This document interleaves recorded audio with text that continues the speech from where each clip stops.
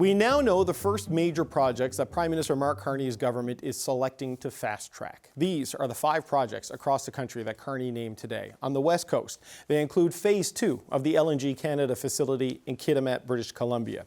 It will build new processing lines to double production of liquefied natural gas. Carney says that will make it the second largest facility of its kind in the world. To the east, there's also the expansion at the Port of Montreal.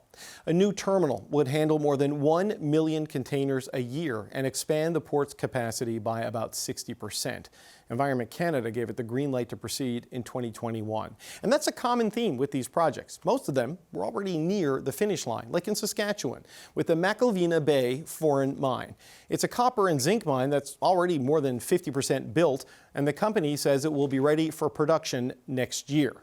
Now, the Prime Minister separately named a list of projects that need more work but could be selected soon. They include a Port of Churchill upgrade for a new energy corridor, the Alto high-speed rail from Toronto to Quebec City, and the Pathways Plus oil sands carbon capture project, which he says could be paired with an oil pipeline. But today, Conservative leader Pierre Poilievre remained unimpressed. What he's done today is announce that he's going to send an email to an office that isn't even fully staffed up yet, which will one day consider possibly approving 5 projects. This is pathetic. Joining me now is Cory Hogan. He is the Parliamentary Secretary to the Minister of Energy and Natural Resources and an Alberta Member of Parliament. Cory Hogan, it's good to see you again. Thanks for being here, sir. Good to see you too. So the Prime Minister himself said today these projects, they're already nearing the finish line. Some of them, are ready to start producing. So, what does putting them on this list actually do for them? Yeah, so the thing that the 5 projects have in common is they are near the finish line, but they need a nudge to get over it. There are I's to dot, T's to cross. In some cases, there's financial investments that need to be made, that need to be facilitated, not necessarily government investments. In some cases, it's regulations that need to be approved, and in some cases, regulations need to be modified. So by putting these on the list, what the Prime Minister has done is he's empowered the team to come up with the plan to do just that, and said very clearly that it is the intention of the government to consider these and move them forward under the projects of national interest framework. Right, but when you look at, for example, the foreign mine, which we mentioned, the company says it's already more than 50% built. It expects to, be producing next year. So why does this need this nudge when it's already on track to start going by 2026? Yeah, and each of these projects is going to have different specifics underneath it that would be helpful for the federal government to assist it with. Sometimes it's financing, like I said. Sometimes it's regulations. And there's building and then there's operating. And sometimes operations requires a different set of requirements. You build it and then you still need to get approval to begin those operations in many cases. Okay, so the promise in the election, and you remember it well, was to transform the economy at unprecedented speeds. Mm-hmm. How do 5 projects that were near the finish line being selected today transform the economy at unprecedented speeds? Well, they are $60 billion of investment once these get over the finish line. That is significant, but they're also paired with 6 areas that the Prime Minister has essentially directed the Major Projects Office to go away and work on to do that additional homework that's required to bring them forward in the future.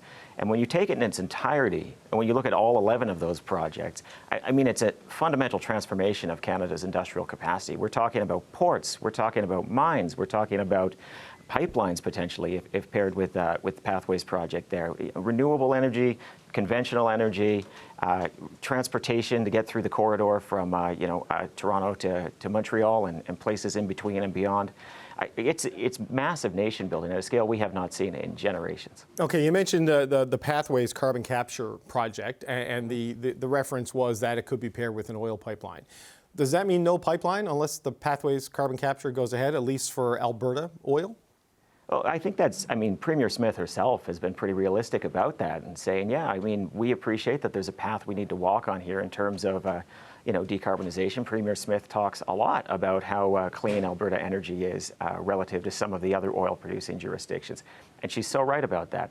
But when you combine it with something like pathways, what you're doing is you're aggressively reducing the carbon from that sector, which allows it to expand. It's how Canada can expand our energy production in a responsible way and make sure we're providing an energy mix that the world needs, both conventional and renewable, making sure we're a superpower in both going forward. But is that a condition, or is it a recognition of the need for one for the other to work, or is it something the federal government insists upon as a condition for a pipeline? Yeah, I think it's a pairing. I think we have to be realistic. It's not likely that you're going to see major energy infrastructure unless we can, reduce the carbon intensity of things, and that's a reality that I think everybody's on board with, right? The Premier of Alberta has called that a bit of a grand bargain, and I like that phrasing because it suggests the kind of compromise we need to move both, the economy and the environment forward, both essential to our way of life, both means to an end. And I think it's great we're finding ways to work together towards this common cause, grow the economy, reduce emissions. What's in that bargain for British Columbia? I see what Alberta gets out of it. I see what the Pathways Alliance gets out of it, and I see where the federal government will get revenue. But David Eby and a lot of people in British Columbia do not want to bitch him a pipeline going to Prince Rupert. Yeah, and look, I think the language is very thoughtful about that there are many options in terms of egress for oil and gas products from Alberta, to the coast, including expansions of existing pipelines. So I don't want to prejudge that. Really, one of the things that is common to the things on the second list of 6 is they require a bit more work and some more specifics, and in some cases proponents, which is essential. But the Prime Minister has been absolutely clear. You've got to work with the jurisdictions that would be affected by this, and you've got to work with Indigenous peoples. That's foundational. That is a constitutional requirement. It's not something that's going away. There is a lot of skepticism, though, just to stick with the Pathways project and the pipeline, about the effectiveness of carbon capture at scale, right? Like the Institute for Energy Economics says most carbon capture projects dramatically underperform targets. So we've already seen the EV mandate pause, the consumer carbon tax go away, and now this. How do you reassure the skeptics out there that this is not the right mix for the climate? Yeah, and we're getting more information and learning more about carbon capture all of the time. There are projects in Europe that are showing very good ability to capture carbon, and in ways that we would find very appreciable here in Canada. We're also, of course, going to require monitoring for things like this. This has always been part of Canada's environmental framework. We trust but verify. You go out and you ensure that there's not carbon leakage. So I hear those concerns. I think some of those concerns are a bit they're backdated, but we've got lots of good models now and we're growing some information. But we're also trying to build a whole new industry here. And one of the exciting things about the Pathways project is that we do this, we're actually finding a way for the world to do this. And we're building a Canadian technology that we can then export across the globe. The second tranche of projects, the second wave, this next level down and includes things like the big wind power concept that Premier Tim Houston of Nova Scotia is pitching, for example. These are under consideration. The Prime Minister talked about their potential, but said they need further development. What's the threshold and the timeline for this second wave? Going back to the question about speed, and rapid transformation. Are we talking months? Are we talking years? Where are we on this second tier? Well, look, the Prime Minister has said that this is going to be a rolling list. I like to say that it's a process, not an event. We'll continue to move projects forward, and projects will be in different states. But the Prime Minister has also said that you can expect the next tranche to come by the Grey Cup, and that's November. That's coming up pretty quickly here. But is that from those 6 areas that he outlined today? Are we talking, Port of Churchill? Are we talking the Northern Corridor? Is that what we're talking about by Grey Cup? Or are we talking specific, say, critical mineral mining projects? Well, that's really going to depend on how the work unfolds over the next bit, but I think there's hope, there's optimism that we will be able to move some of those projects forward in a timely fashion. Will they all be by Grey Cup? I would suspect not. Nobody has told me yes or no on that one. That's the work we've now got the Major Project Office doing. But what I can tell you is that we've now got clear intention to fundamentally rethink the Canadian economy along those lines while continuing to advance projects. And, it's an interesting thing because one of the benefits of this approach is the signal. Right? We have now said the government is going to be advancing projects of national interest. You now have some models as to what those projects of national interest could be. So work with us. And, the Prime Minister mentioned in his speech today that Don Farrell and the Major Projects Office has had hundreds of emails of people proposing projects identified by proponents that will now be working through. And I think that's really exciting. I think it really says that Canadians are in a mood to build. And as much as this, last year has been a bit rattling as the United States has dismantled global trade, it's exciting we're finding our own footing, and it's exciting that we are going to be building at a scale not seen before, or certainly not seen in generations. Right, and for people at home who don't follow the CFL, the Grey Cup is November 16th. It's in Winnipeg this year, so that's the timeline for that. But look, Cory Hogan, you know, these projects, obviously, the signal you talked about, right? It sends a signal for these specific projects. But when the Prime Minister was speaking today, he was talking about the cost to businesses and proponents of regulations, of having to navigate bureaucracy, and it's billions, as he said. And, you know, picking these projects allows them to go faster. You take that to its logical conclusion that it's faster and cheaper. The projects out there that are not picked, they still face those regulations. They still face those burdens. They still face those costs. You're creating a tiered structure here for developments in Canada. If the regulations and costs are a problem, don't you just need to get rid of them for everybody? Well, I think that Bill 5 and the Major Projects Office is, you know, an acknowledgement we need to get down to business, right? We do need to work through our regulatory frameworks. The Prime Minister's also said we need to bring improvements into those frameworks. We can't get rid of them. We know if that happens, we're actually going to be going backwards. I like to remind people that, you know, the Northern Gateway pipeline, for example, it didn't die because a government said no. It died because the courts said no, because there wasn't a proper amount of engagement. So you can't go regulation free. That's not going to help anybody. That's not just going to be bad for the environment and people, but it's not going to be good for proponents as well. But what the Prime Minister has said is, as we move through this major project process, we are going to take those learnings into the regulatory framework. And, you know, Bill C5, this, you know, this Build Canada Act, it's got a 5-year sunset, and the intention is we learn from it, we move forward, we replace it with things that that will be advantageous to everybody. But right, we got to get down to it, and, you know, regulatory approval takes time, and we're not waiting. But, you know, as a final point, you know, a more consistent industrial policy that applies equally to everyone, rather than having to designate projects to go to a special agency, you know, like getting a Nexus card to skip to the front of the line, should be the goal here. So, like, how do we get to there instead of relying on picking winners and losers, essentially, which is what this kind of feels like today? Well, so I think that is the goal, but I also think realistically, this is how major projects get built everywhere in the world, right? They work with their governments, they work with, you know, other large corporations, they work with financial institutions, and they collaboratively come up with packages. That's how you build things globally, and that's how global capital moves. So it's also an acknowledgement of a reality, and I think one of the exciting things about this Prime Minister is it's a world he really understands. It's also a world, you know, my Minister Tim Hodgson really understands, and we are now updating our approach as a government to reflect that, to unlock the Canadian economy. Cory Hogan, Parliamentary Secretary to the Minister of Energy and Natural Resources. We appreciate the time. Thank you, sir. Cheers. Okay, it's time to bring in the power panel to talk about all this. Michelle Cadario was the Deputy Chief of Staff to former Prime Minister Paul Martin. Ginny Roth is a former Conservative campaign strategist. Andrew Thompson is a former Saskatchewan NDP Cabinet Minister. And here with me in the studio is Tanda McCharles, the Ottawa Bureau Chief for the Toronto Star. It's good to see you all. Michelle, you're in Edmonton, as luck would have it. Let's talk about this. A lot of the 5 projects, and I talked about this with Cory Hogan earlier in the show, they're already getting near the finish line. That second tier, they need a lot of work, and you can see where they fit into this, but what do you make of them picking projects that are already, in some cases, more than halfway complete? Well, you know, I think it kind of speaks to how the Prime Minister thinks. You know, he wants to move things along the process, and obviously those that are closest to actually getting shovels in the ground are first in line. And I don't know why we would expect otherwise. We're talking about billions of dollars, like literally billions of dollars of investment in Canada. I can't remember the last time when a Prime Minister was able to stand up and talk about that, when talking about tens of thousands of jobs. Like, it sounds so large that it makes it seem like it's kind of unreal, but it is just the start. And I thought what was most encouraging is that there's a track for the next batch.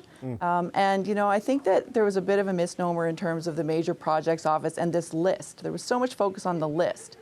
But it's really supposed to be, as I now understand it, a bit more of an evergreen. You know, it's going to be, the Major Projects Office is a stand-up now to continue on throughout the course of his mandate to keep bringing in projects and ushering them through. So this is just the start. And we haven't seen this kind of activity for a very long time, including when, you know, Pierre Poilievre was in government. Right. Well, his criticism, Ginny, was a little bit reductive. I don't think the Prime Minister is going to send an email and say, can you do something with this? But, to Michelle's point, it is going to be this rotation. Some projects will go on, some will drop off, and other ones will be added. But it's this one point of contact to move it through the Byzantine maze of Canadian bureaucracy. I mean, what are your thoughts on the plan laid out today?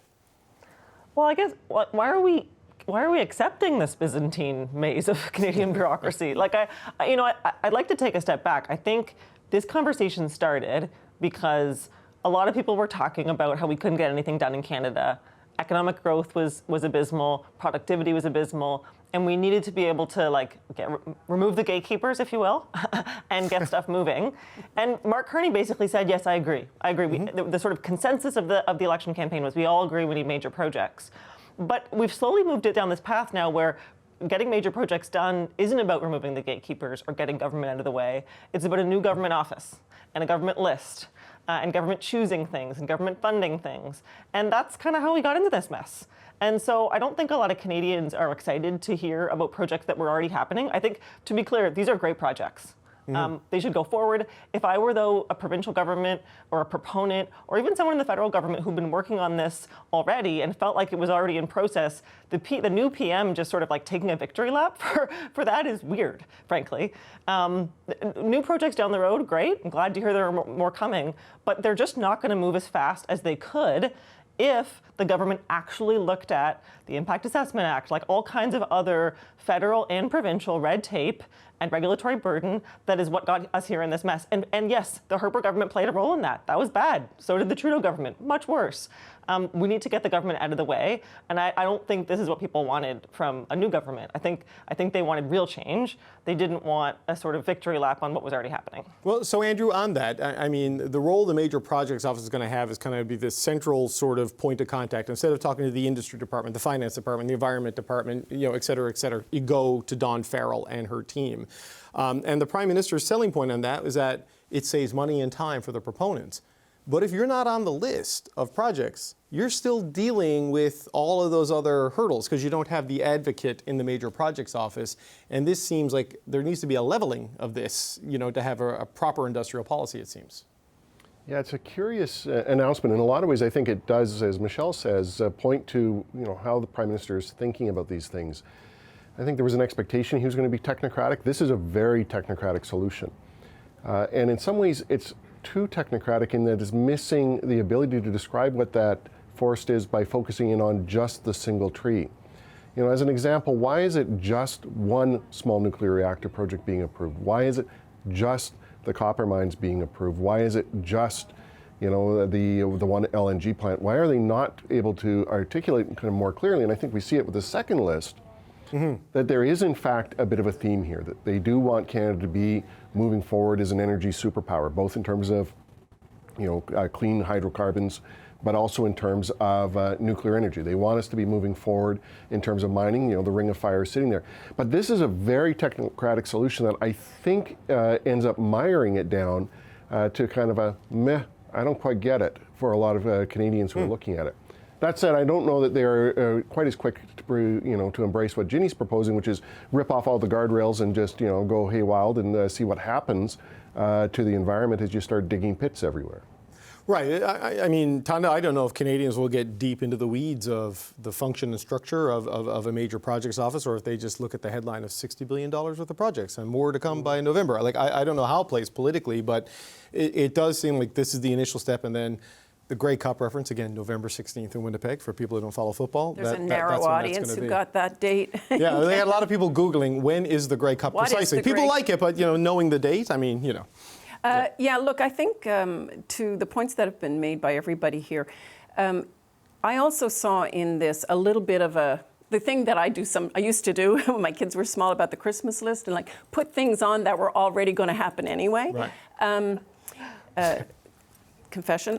So what I also saw there, what I also saw in the exercise today, though, was Mr. Carney, and if anyone suffered through the very, very long news conference and speech and news conference that followed, sort of a big exercise in communications to the country about and trying to hit a whole lot of points with both tranches of the projects, that he's mapping out routes east-west, north-south, energy, yes, but copper mines. And a lot of the stuff he's hitting on are things that are directly targeted, industries and sectors also, and weakened and vulnerable to the tariff war, right? So and have dual purpose for defense and other things, then right? the Arctic Economic and Security Corridor. Is that a road? Is that ports? What is that? Is it rail? It's a bunch of things that it seems still to come, still to be defined. But I was struck when he stumbled when he was asked about the federal funding. To what extent federal dollars kick in with this? And, you know, he had a long answer, and at the end of it, he didn't answer. How much money is on the table for this from Ottawa, from taxpayers to fund these private sector, mostly launched projects, right? And so I think there's a lot of detail still to come. I think many Canadians would look at that, though, and still kind of think, oh, well, they're getting underway. Yeah, and Michelle, I don't know how much federal funding would be involved in this initial bunch. It doesn't seem like a lot because it seems more like we'll move you more quickly through the process. You need to see the specifics of whatever comes next. But the intention seems to be about sending signals of ease of development to unlock the investment rather than, hey, come look for a subsidy. It could end up being that way, but it's kind of too soon to tell. It's about saying and hanging out your shingle and saying we're open for business as a country. You know, we had a major projects office that that Christy Clark brought in when she was Premier in BC. And it was exactly that, because, you know, international proponents and investors, they were just confused by how government works, the bureaucracy, what is provincial, what's municipal, what's federal. And so the Major Projects Office was tasked with actually working with proponents about how do you make it through this morass of a system that we have. And it will speed up things as it goes forward. And, you know, I think that in terms of the design, what they have to show is that they can do it, and they can do it where it still has rigorous standards, but it can be done faster. And I think that that will serve as an example so that every other kind of environmental process can actually, you know, perhaps also be streamlined as well. But you have to start somewhere, you have to learn from something, and you have to be signaling to the investor community that, hey, Canada has something to offer, we have something to sell, and we want your business. And we want to see projects go ahead. And I think that this is a very open display. It's literally a new office opening, a ribbon cutting as we speak, about how you can do that and how you can come to Canada, or how Canadian investors can actually move things ahead. So, you know, I think that there's a lot of long-term benefit for this, and we're just kind of seeing the tip of the iceberg. Ginny, it seems a little bit like getting a Nexus card, right? You go to the front of the line, but you still got to go through security. And you know, the first wave gets to skip to the front of the line, and we'll see if the second wave gets there. So do you see value in that at all, even if it is more bureaucracy, as Pierre Poilievre says, in that if it can help cut through some of that, it can bring some prosperity? I don't know. Yeah, the goal that Michelle describes is like a noble one. I think that's so important for Canada. Capital is kind of flees our country. I don't think capital is drawn to Canada, particularly over the last decade. And you want to send signals as a new government. We want your capital, we want your investment, and we'll make it as easy for you as possible. But I don't think today's announcement did that. You know, I saw a headline on my phone before I joined the panel today that said, the headline was like, no new projects announced in major project announcement today. It wasn't a right-wing publication. It was just like an up and down headline. Because I think that was the takeaway. Yes. The takeaway was, here are 5 projects. They were pretty far along already, and now we're saying that they'll keep moving forward. It wasn't, if you have never been part of this process and you could invest anywhere in the world, Canada is where you should come. Because if you come to Canada, you'll have fewer barriers, we'll get out of your way, and we'll help you get stuff done. And I think, honestly, there's a layer deeper of why it's these 5 projects. The reason that these regulatory burdens exist is because projects tend to upset special interest groups or individuals, groups, whether they're environmental, Indigenous, provincial, et cetera, interests clash. And one thing I've noticed about Prime Minister Carney since he's taken office is he really does not want to have those hard conversations. Like, he is avoiding the tough political choices that involve trade-offs. And these 5 projects just didn't involve any trade-offs for him. So when is he going to suddenly start making those tough choices and making those trade-offs and maybe risk upsetting people? Because I think that's going to be what it takes. I think it's going to take some tough decision-making. Right. And until I see some evidence of that, I'm not confident the government is going to do what it takes. Tanya, you wanted to? Well, on Ginny's point, actually, what I'm struck by is that he likes to have those tough conversations behind closed doors. And, that's why he brought the Indigenous leaders into his summit and sort of hive those conversations off. And he's met with a lot of executives personally who've been lobbying him for any number of projects since he's been in the office. And so I think that to the extent he's having those tough conversations, we're not seeing or hearing about them at this stage because everybody still hopes to be on the list. Right. That's to be expected to a certain extent.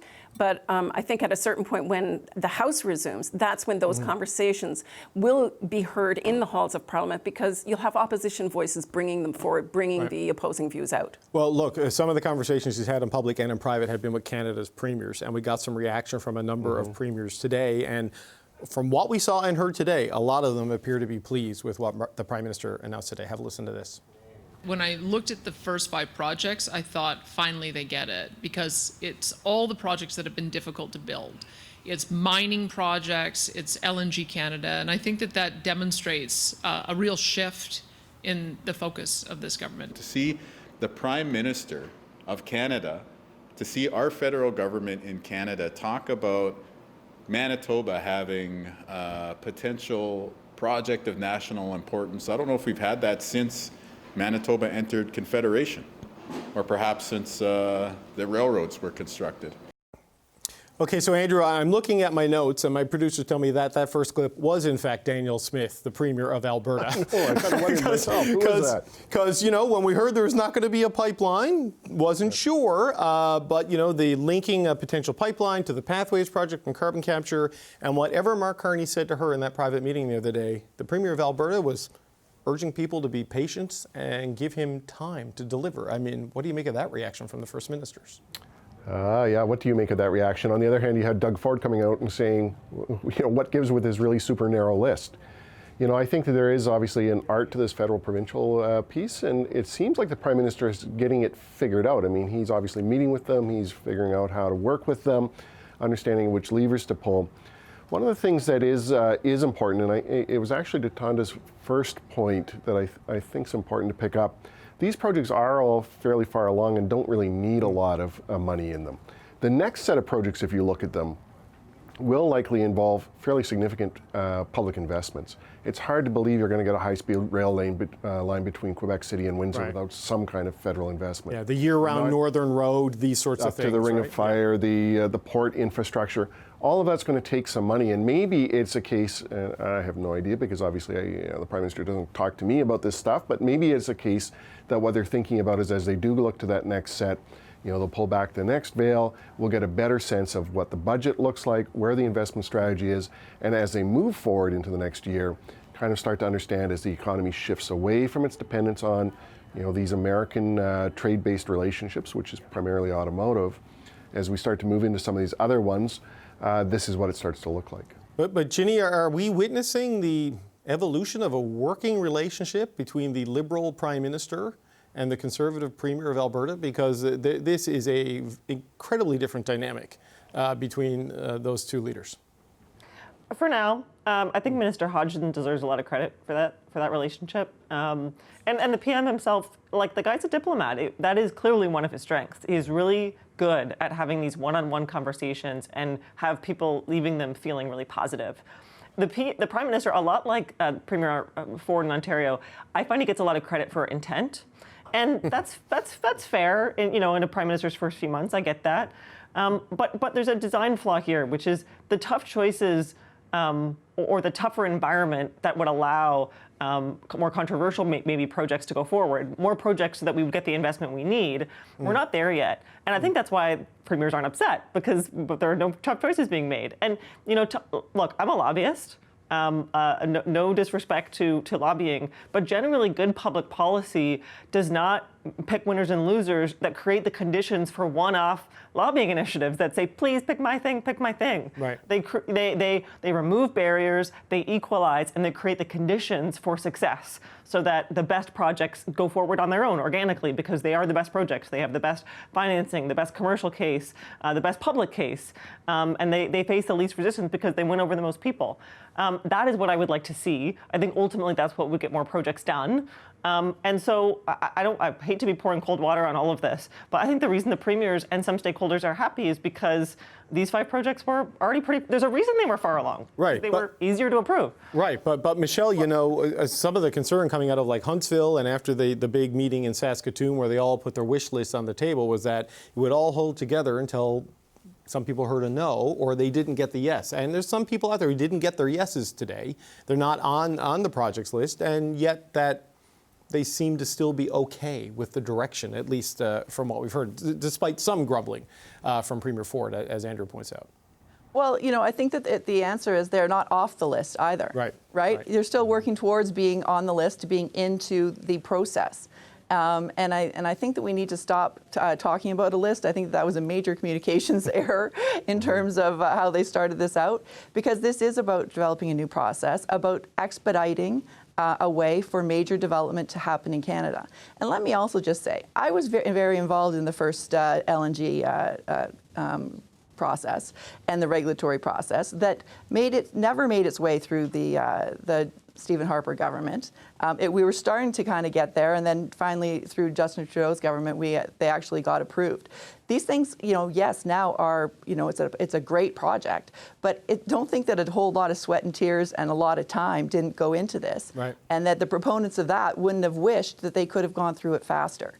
And so now it's a signal to other investors that there is some way to move things ahead, and that the government is open for business, that Canada is open for business. So Tana, does the focus now shift to delivery, right? Because you've got your list, whether it's a good communications exercise or not, you're now tied to the success or failure of those projects. And certainly in the next wave, this is where you can start being judged on the progress of your work. 100%. And that's where I think the Conservative leader and his party will focus a lot of their criticism this fall on delivery and on results. You know, Mr. Carney likes to portray his government as driven by results, not objectives. And what was the other term he used today? Investments, not prohibitions. Well, you know, I think that the rubber hits the road when we actually start to see things unfold. And everyone uses the term shovels in the ground, but I guess when it comes to Darlington, there are already literally shovels in the ground.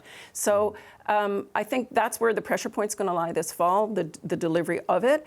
But look, I think that there's also, though, even before some of that second tranche of projects gets very far along the way, you're going to hear a lot more vocal opposition from environmental groups and Indigenous groups because, you know, Michelle says, let's move away from talk of a list. Well, that's on the government. They put that out there as the metric that they were going to deliver. They're starting to deliver lists. But the truth is that what they're trying to shoehorn into strategies now and counter-tariff responses is on many levels challenging Canada's commitment to things like climate action. Yeah. And a lot of the environmentalists are, and even within the Liberal caucus, I think you're going to find a little bit of dissension and dissatisfaction with the direction that the Carney government is taking. Well, this is the thing, Tana, because there is another list of things that's repealing or pausing or reconsidering of Trudeau-era climate policy, right? Like carbon tax is gone, EV mandate pause. We'll see where that goes. And this carbon competitiveness strategy that we're going to get sometime this month, that looks like they're reconsidering a lot of the things that the former government put in place. There's a reason. I mean, Mr. Carney tossed off the formation of an environmental caucus, saying, well, we have a women's caucus and we have a this caucus and a that caucus. But they wouldn't be forming an environmental caucus if they weren't concerned about the commitment to the environmental goals of the Liberal Party, as it has been for more than a decade. So the shoehorning of the lists and the projects into various different strategies strategies is something I think that bears a lot of attention and scrutiny over the fall. Right. So, Andrew, I've only got about 30 seconds left, right? There is this impulse to see economic activity and growth in the face of all of the uncertainty. Well, that is the single most important piece. And I think this last conversation, that what Tonda's bringing up, is all just the distraction. Of course, there's going to be all these voices in opposition. But at the end of the day, if you don't have an economy that's functioning, I think Canadians are going to be fed up. And that's what Carney's tapping into, is understanding these projects need to move forward. And the rest of this becomes noise.